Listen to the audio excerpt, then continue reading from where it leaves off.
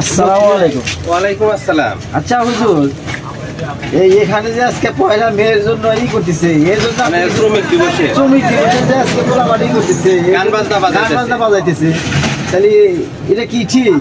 এটা আসলে হচ্ছে কি, মানে 40 করলে তো গুনাহ হবো, 40 করলে গুনাহ হবে, এই জন্য তারা হলো গান বাজা বাজাইতেছে, সব হয় এবং যারা এই শ্রমিক দিবসে মারা গেছে, শিকাগো শহরে মারা গেছে, তাদের আত্মা যেন শান্তি পায়, এই জন্য তারা গান বাজনা বাজাইতেছে, বুঝতে পারছেন? এটা ছাড়া আর এখন আর কি বলবো, সমাজ তো উল্টা হয়ে গেছে, বাবা মা শাসন করে না, ঠিক আছে, কোনো দিক তাকাইলে ভালো মানুষ খুঁজে পাওয়া কঠিন হয়ে যায়।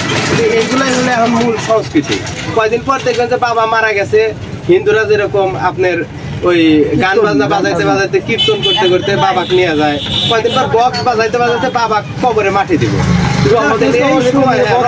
কবরে দেখবেন যে কবরস্থানে বক্স বাজতেছে, মানে কবরের মধ্যেই বক্স বাজতেছে, বাবা কবর দিতেছে, হুজুর আর লাগবে না, ঠিক আছে, এরাই বড় হুজুর হয়ে যাবে এবং এইভাবে গান বাজনা বাজায় কবরে আত্মার শান্তির জন্য এরা কাজ করে যাবে। এই বর্তমানে এটাই আর কি আমরা দেখতে, আর কি বলবো, ঠিক বলছে। আমরা চাই যে সবাই একটু সুন্দর এবং সুস্থ মন মানুষকে নিয়ে আপনার ছেলে এবং সন্তানকে মানুষ করে, যাতে মরার পরে গান বাজনা না বাজায় কোরআন শরীফ তেলাওয়াত করতে করতে যেন আপনাকে নিয়ে যায়। ঠিক আছে, আসসালামু আলাইকুম। ওয়ালাইকুম আসসালাম।